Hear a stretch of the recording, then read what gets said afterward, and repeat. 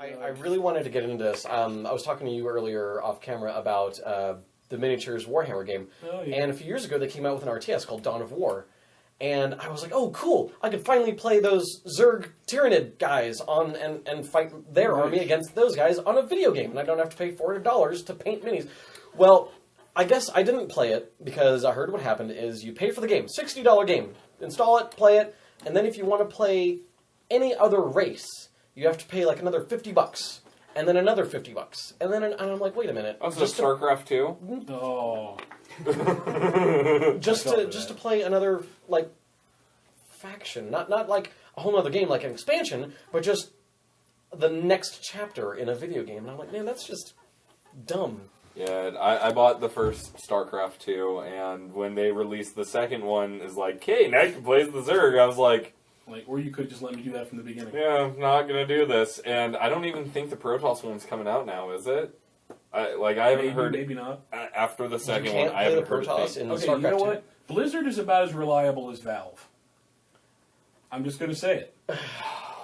I'm sorry, But- Portal Hey. 3? Okay. At least they're still more reliable than Crapcom. Well, at least with Crapcom, you're getting raped after dinner. Oh my god! So, I just have to say this. Back in the 1980s and 1990s, Capcom was the fucking game company. Of course it was.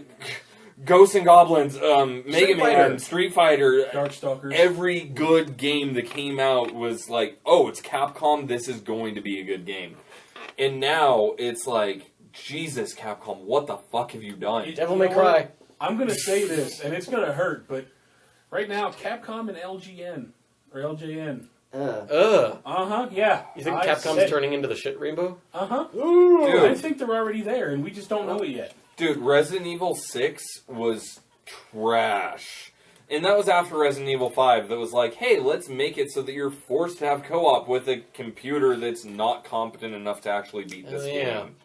And then they did it again in 6 and made it worse. But that's not the worst part. Creator of Mega Man says, hey, let's make Mega Man Dash 3, which is Mega Man Legends 3. And Capcom's like, yeah, okay. Wait 6 months. Yeah, project's canceled. We don't want that anymore. That's too bad. Then it's, hey, let's make Mega Man Online. Yeah, that's great. A month later, no. Okay, let's make Mega Man Universe. Yeah, no, that's not happening. What is wrong with them? I can just see poor Mega Man standing on a corner with a "Will work for food" sign. Like, Well, come on. that's what it's at right now. And then Smash Brothers comes along and he's like, "Thank you, God." Well, that's even worse. He is the worst character in Super Smash Brothers. But at least he's working. Think Okay, about, Think of fair. his poor video game family. think about this. Okay, Mega Man can't get a job, so you know what he does? He goes and he kills Porn? No. He goes and he kills a physicist, and he takes his ability, and now he's Physicist Man. This isn't making enough money. Hey, plastic surgeon, come here. Now I'm plastic surgery man. Oh my god. It's so sad, though, because Silicone. Mega Man X8 ended on a complete cliffhanger. There is no end to the Mega Man X series. And Mega Man Zero is the only series... Okay, that's a lie, because Battle Network ended. Battle Network and Mega Man Zero are the only Mega Man series that have finished. The other ones are all on hiatus with the story, and the creator of Mega Man left Capcom because they wouldn't allow him to create more Mega Man. Well, I think what they were going to try and do is because you realize that you notice they switched genres from Mega Man X, then Battle Network. It became kind of a weird turn-based RPG. But and I think really good. I think they were going to try and do a third transition another transition. Going from it was a side-scroller shooter to it's a turn-based RPG, and then they were going to try another angle, but nobody came up with any good ideas. Well, the online Mega Man would have been fantastic, as well as Legends 3, X9. All these games need to come out, and Capcom doesn't care. Mega Man is essentially scrapped at this point. And Nintendo is doing exactly what Capcom did. And Sega. Well, And they're all following Sega's example. Look at Sonic Boom. Yeah. What's that? Knuckles. I was awake early one morning and I turned on TV because I watch Cartoon Network as an exclusive thing for background noise. I turn it on and it's Sonic Boom and I'm like, oh god, I hope this isn't as bad as the game. And Knuckles goes, oh hey, let me see that, I want to read it. oh wait, I forgot I can't Are read. you fucking with me? And then Oh. later he goes, "Who's there?"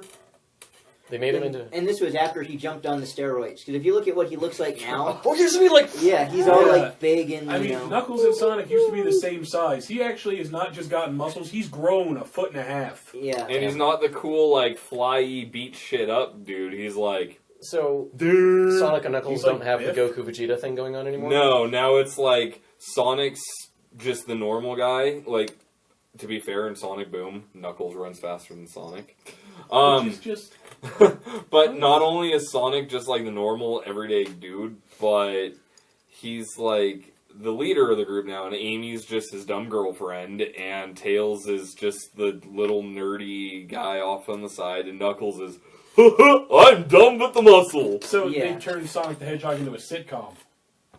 That sucks. God, that's the best way to describe it. Oh, that's Oh. so bad. They All we should- need is Seinfeld characters. They should have just made. They're not? Kramer, Yeah. Big the cat, yo. just saying.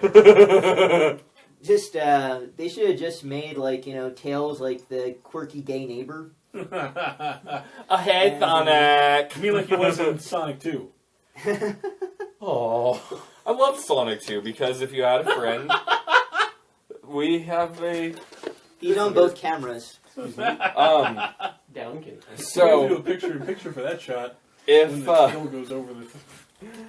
If we look back at Sonic 2, if you had a friend playing with you, it was the best game ever because it's like, oh hey, I'm really afraid. I only have 2 rings. Tails, can you like- take care of Robotnik? And it's like, sure, I'll go die a million times and never have any punishment whatsoever. Actually, you know what? If you've only got 2 rings, you had a horrible friend. Because that means they let you get hurt all the time. They're like, yo, Tails, jump on this bullet for me, man. It ain't hurting you.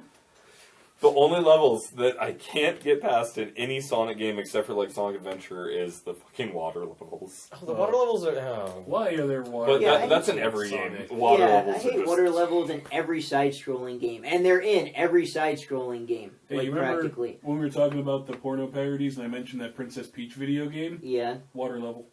So Pain you- in the ass. My girlfriend, right? She hates lava levels. I had her play her first Zelda game ever, and she's like, "Oh, lava sucks, lava sucks." I'm like, "Just wait until we play a game Oh god. that has an ice level that's notorious."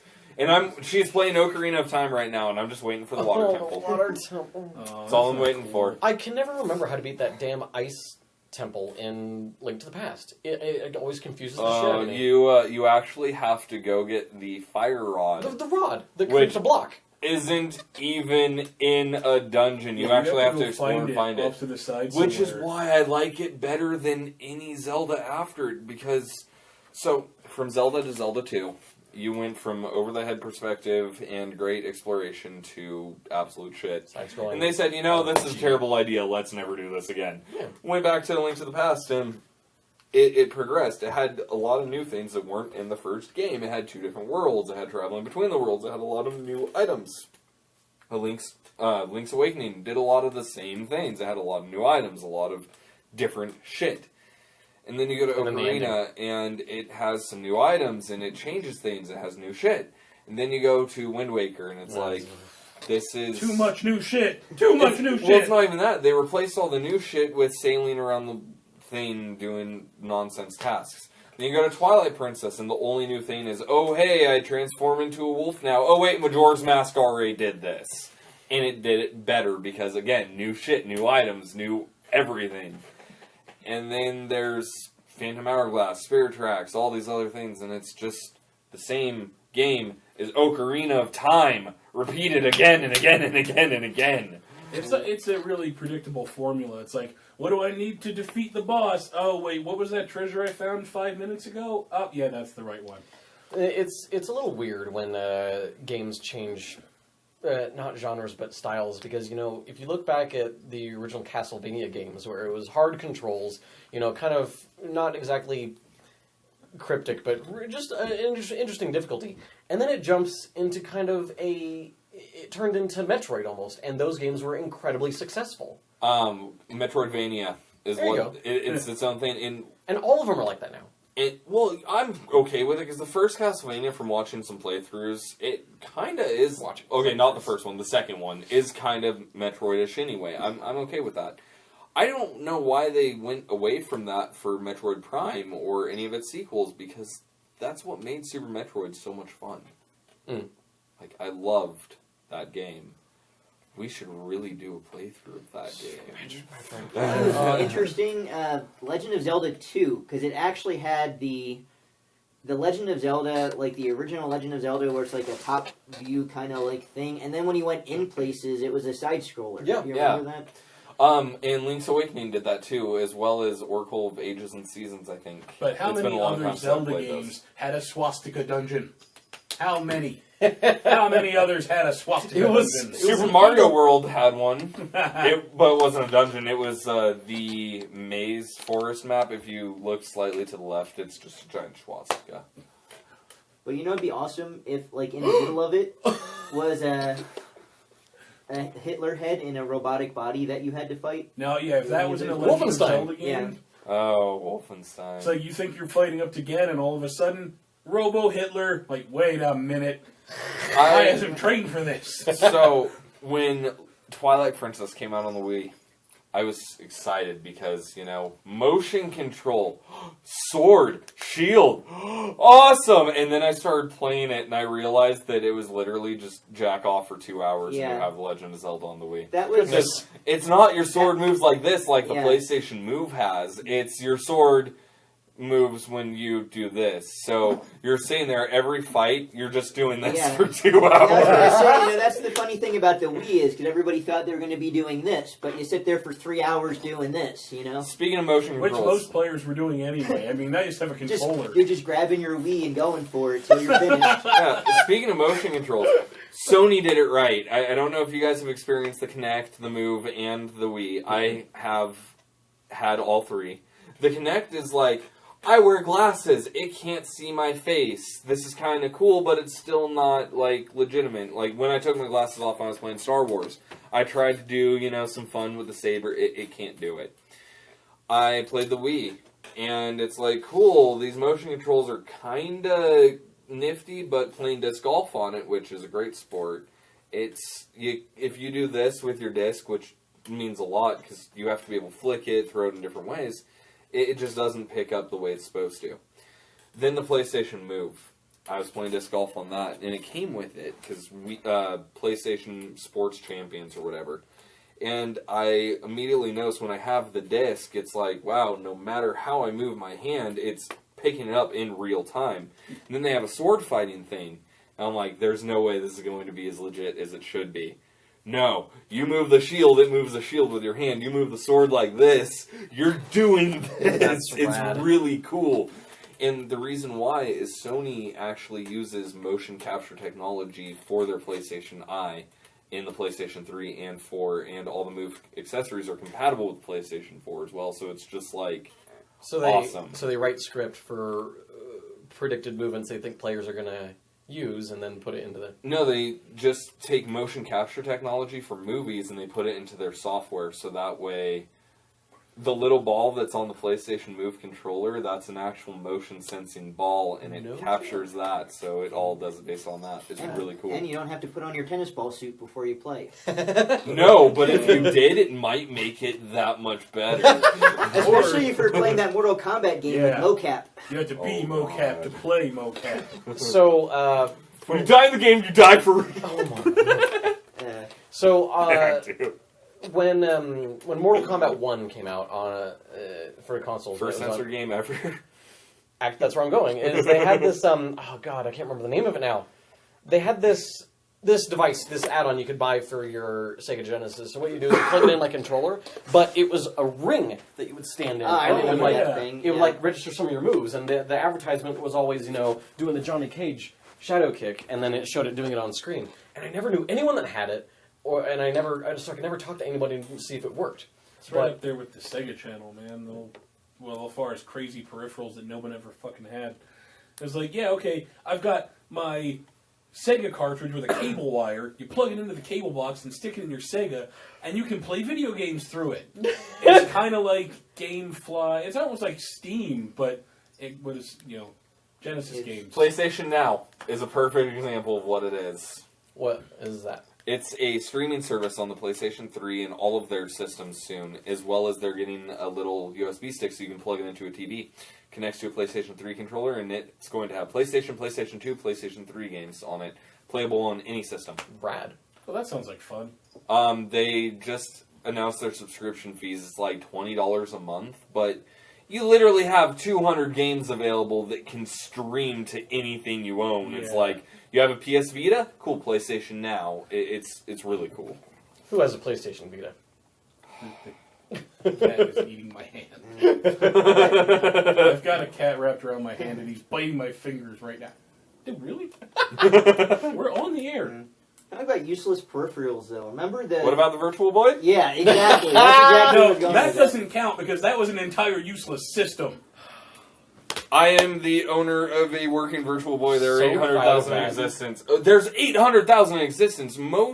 So rare Most games. of those people are not very. Let me happy say about this: those. Mega Man X3 is one of the rarest Super Nintendo games. It has 3 million cartridges in production, and it's that rare. Think about the Virtual Boy; it has 800,000. Okay. Yeah, but you're one of the very even rarer people that will admit that you have a 3D boy, you know? See, I'm almost certain that the reason I wear glasses is because I have a Virtual Boy. You messed up the your- I didn't difference stop playing is, it.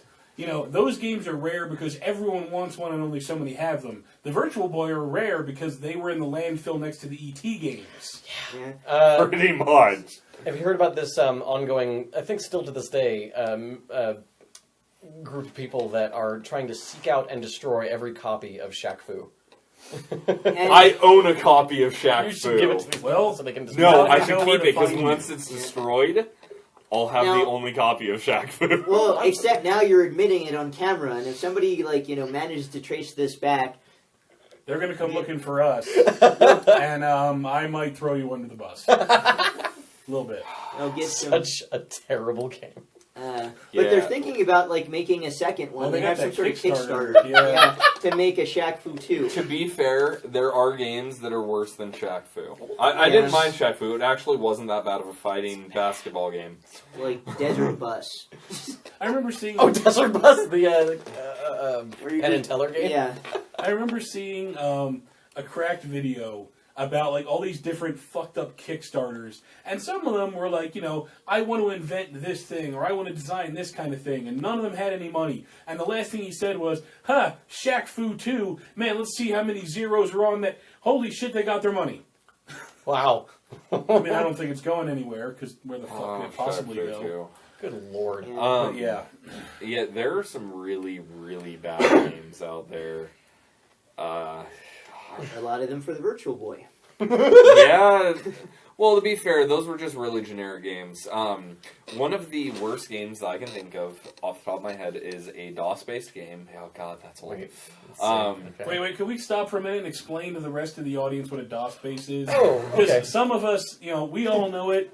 I don't know if some of our fans do. So, DOS, as we know it, is that screen you see in the old movies where it's just like green text and all that. That's basically DOS, where you had to type C, semicolon, / run Windows and all that nonsense. But because before, when you push the power button on your computer, it didn't just go, Windows, yay! No, you had to actually type in run Windows, run program. You had floppy disks that were this big. It was... C:/ Very different time. WIN, enter. Yeah, very different time. And Scunny and Rosie was a DOS-based game, so basically the way you did this is you turned on the computer, you would put in the floppy disk or the CD, Floppy and disk. you would type in the drive that relates to that and run whatever the CD name was, which is interesting, because not all CDs would be like, say, Police Quest. It would be like, with all these random letters, and you're like, I have to type this in exactly how it says, or it's not going to run. And Scunny and Rosie is one of those games, and it is like, there's Scunny and Rosie karting, and Scunny and Rosie adventure games. It's kind of like Mario, and it's so bad.